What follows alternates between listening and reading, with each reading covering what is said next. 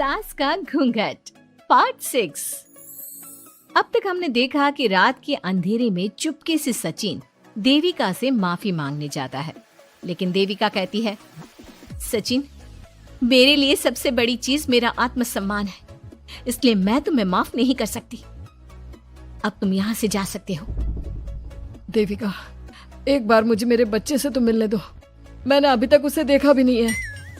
कौन सा बच्चा सचिन? वही बच्चा जिसे तुमने और तुम्हारे बाप ने अपने घर के अंदर तक नहीं घुसने दिया। आज अचानक बच्चे की याद कैसे आ गई? देखो सचिन, चले जाओ यहां से। मेरे बच्चे के सामने और मेरे सामने फिर कभी मत आना।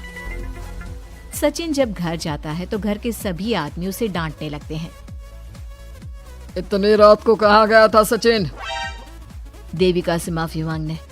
तुझे शर्म नहीं आई अपनी बीवी से माफी मांगते हुए? घर की इज्जत का कुछ ख्याल है कि नहीं? लेकिन चाचा जी, आखिर अपनी ही पत्नी से माफी मांगने में कैसी शर्म? लो जी लो, नवाबजादे पूछ रहे हैं कि कैसी शर्म। अरे मुझे अभी तक यह समझ में नहीं आता कि देविका तेरी पत्नी है या तू देविका की पत्नी है। जीजा जी, पति पत्नी एक समान होते हैं और माफी मांगने से कोई छोटा बड़ा नहीं होता। काश मैंने पहले अपनी पत्नी का साथ दिया होता। आज मैं आखिरी बार आपको समझा रहा हूं कि आप सब भी अपनी पत्नियों से माफी मांग लो। देविका ने तो मुझे माफ नहीं किया, शायद माँ, चाची, भाभी और दीदी ही आप सबको माफ कर दे। सचिन सभी को समझाने की बहुत कोशिश करता है, लेकिन कोई भी उसकी बात नहीं सुनता। वहीं दूसरी ओर सुजाता के हाथ का बना खाना सारे गांव में फेमस हो गया था, तो उसने एक बहुत अच्छा सा होटल खोल दिया। देविका, मैं चाहती हूँ मेरे होटल की सबसे पहली ग्राहक तुम ही हो, क्योंकि तुम्हारी वजह से ही आज मैं अपना खुद का होटल खोल पाई हूँ।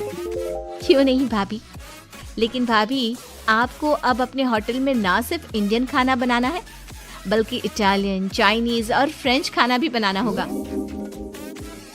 सुजाता सभी औरतों को अपने होटल का खाना खिलाती है।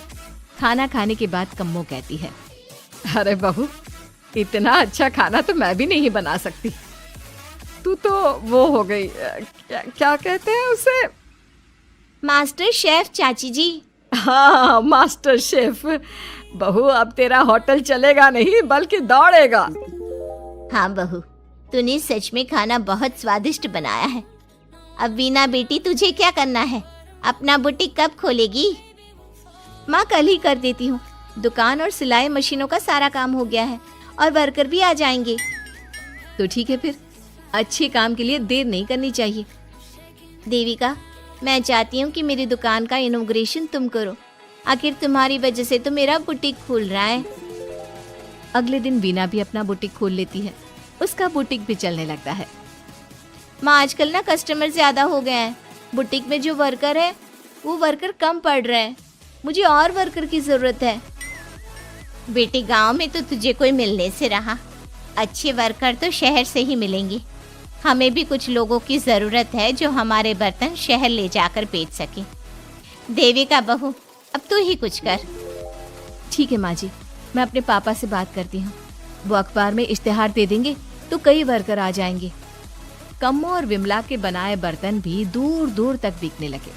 सभी औरतें देखते ही देखते बहुत फेमस हो गई। अब देविका ने गांव में अपना स्कूल भी खोल लिया। सभी गांव की लड़कियां स्कूल जाने लगी। एक दिन देविका ने सभी से कहा, माँ जी, मैंने स्कूल तो खोल लिया है और गांव की लगभग सारी लड़कियां भी आ रही हैं, लेकिन कल से आप सब भी आएंगी, गांव की सभी औरतों के साथ। देविका बहू, कैसी बात कर रही है तू? इस उम्र में हम स्कूल जाते हुए अच्छे लगेंगे क्या? माँ जी, पढ़ने की कोई उम्र नहीं होती और आप सबको मैंने कितना कुछ तो सिखा दिया है। अगर आप सब स्कूल पढ़ने आएंगी तो इससे गांव की सभी औरतों को हिम्मत मिलेगी। लेकिन बहू, अब हमें पढ़ने की क्या जरूरत? अब तो हम बूढ़े हो गए हैं। चाची जी, जरूरत है पढ़ने की, और पढ़ने की कोई उम्र नहीं होती। अब देविका लड़कियों को पढ़ाने के साथ साथ गांव की औरतों की शिक्षा पर भी ध्यान देने लगी। कुछ दिन में घर की सभी औरतों के बारे में राज्य के बड़े बड़े मंत्रियों को पता चला और वो सीधा उनके गांव उनसे मिलने पहुंचे। देविका जी, आपकी वजह से पूरे गांव का नाम रोशन हो गया है। जगह जगह आपके घर की सभी औरतों की तारीफ हो रही है। हाँ देविका जी, आप सभी के बारे में सुनकर हम अपने आप को रोक नहीं पाए और आपसे मिलने आ गए। देविका जी, हम आपको और आपके घर की सभी औरतों को सम्मानित करना चाहते हैं और आपके स्कूल के लिए डोनेशन भी देना चाहते हैं। इस तरह मंत्री और गांव के सभी लोग देविका के साथ साथ उसके घर की सभी औरतों को प्रतीक चिन्ह देकर, फूलों की माला पहनाकर और शॉल देकर सम्मानित करते हैं। इसके अलावा देविका के स्कूल के लिए भी बहुत पैसा देते हैं।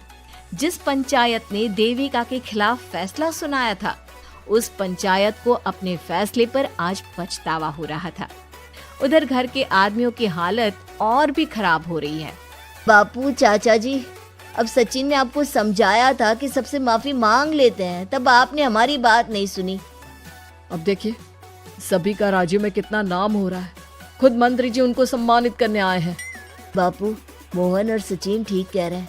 हमारी हालत तो दिन पे दिन खराब होती जा रही है। ना तो हम घर का कोई काम कर पा रहे हैं और ना ही बाहर का। तुम लोग जरूरी बात सबसे आखिर में बताते हो। ये बात तुम लोग पहले भी तो बता सकते थे। भैया, हमें सबसे माफी मांगनी चाहिए और सबको यहाँ बुला कर लाना चाहिए। ठीक है, तुम सब यही चाहते हो तो चलो, आज ही घर की सभी औरतों को घर ले आते हैं। घर के सभी आदमी चल देते हैं सभी औरतों से माफी मांगने के लिए। जैसे ही वो औरतों के पास पहुंचते हैं, सभी हैरान हो जाती हैं। कम्मो, ये सब यहाँ क्यों आए हैं? पता नहीं, लगता है आज फिर झगड़ा करने आए हैं हमसे। अगर आज कल्याण ने मुझे कुछ बोला तो इसे छोड़ूंगी नहीं मैं भी नहीं छोड़ूंगी मोहन जी को। ना इनका भरता बनाया तो मेरा नाम भी सुजाता नहीं। शांत रहो आप सब, देखने तो दो क्या कहते हैं। सभी आदमी अपनी अपनी पत्नियों से माफी मांगते हुए कहते हैं, कम्मो, मुझे माफ कर दो, मैं तुम्हें घर ले जाने आया हूँ। तुम्हारे बिना घर बहुत सुना लगता है विमला, घर चलो। सुजाता, मैंने जो भी तुम्हारे साथ किया उसके लिए मैं बहुत शर्मिंदा हूँ। मुझे तुम्हारी और तुम्हारे हाथ के बने खाने की बहुत याद आती है। तुम मेरे साथ घर चलोगी ना? वीना, वो घर मेरा नहीं तुम्हारा है और मैं नहीं चाहता कि तुम मेरी वजह से अपना घर छोड़ दो। इसलिए अपने घर चलो और हम सबको माफ कर दो।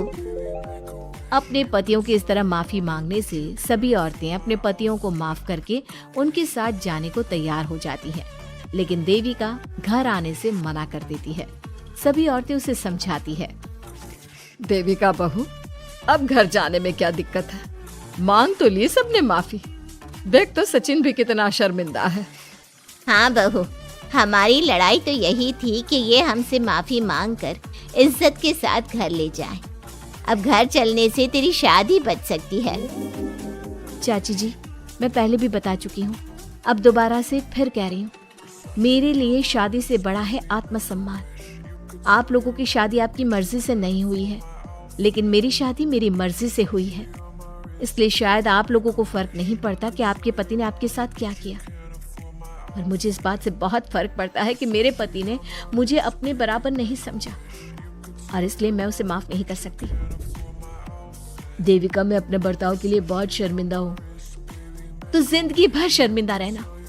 और हाँ, आप सब इनके साथ जाना चाहती हैं तो जाइए, लेकिन मेरी एक बात हमेशा याद रखिएगा, शादी सिर्फ एक रस्म होती है। इस रस्म में पति और पत्नी बराबर के हिस्सेदार होते हैं, ना कोई छोटा होता है और ना कोई बड़ा। इसलिए यदि आपका पति आपको सम्मान दे तो बदले में उसे सम्मान दो, नहीं तो वो जैसा करे आप भी वैसा ही करो। देविका सचिन के साथ नहीं जाती है और अपने बेटे के साथ वहीं रहने का फैसला करती है। अब वो न सिर्फ अपने गांव बल्कि हर जगह जाकर महिला शिक्षा और उनके अधिकारों का प्रचार करती है। हमारे प्यारे दर्शकों, हमें कमेंट करके जरूर बताएं कि देविका का ये फैसला आपको कैसा लगा, और हमारी कहानी सास का घूंघट आपको कैसी लगी। इसी तरह की मजेदार कहानी सुनने के लिए हमारे चैनल को सब्सक्राइब जरूर करें।